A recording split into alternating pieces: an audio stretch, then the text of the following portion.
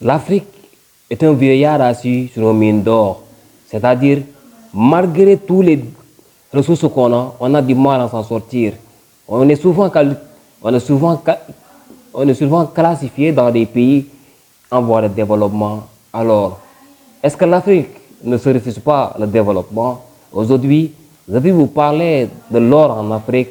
Comment exploiter l'or en Afrique? Est-ce que l'Afrique a des réserves d'or et comment on peut utiliser cet or pour s'en sortir?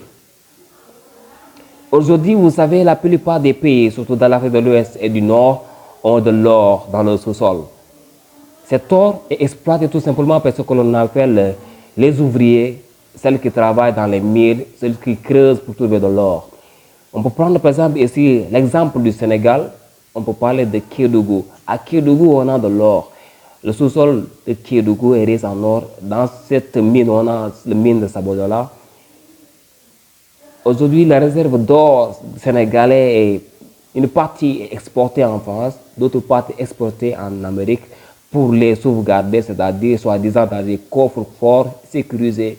Mais aujourd'hui, quels sont ces 5 pays qui sont les plus riches en or en Afrique? On peut parler aujourd'hui du Ghana qui est le 7e pays producteur d'or en Afrique. Ensuite, on a le cas de l'Algérie qui est l'un de ces pays maghrébins qui a plus d'or. Ensuite, on a la Libye, puis on a l'Égypte et ensuite on a le Nigeria, ainsi de suite.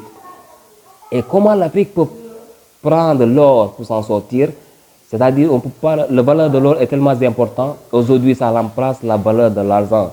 Une fois qu'il y a des fluctuations d'argent, on peut utiliser l'or en réserve et ce qui va permettre plus tard de vendre cet or pour avoir des réserves plus importantes en argent. C'est le cas du dollar, c'est le cas de l'euro et toutes ces monnaies les plus puissantes au monde.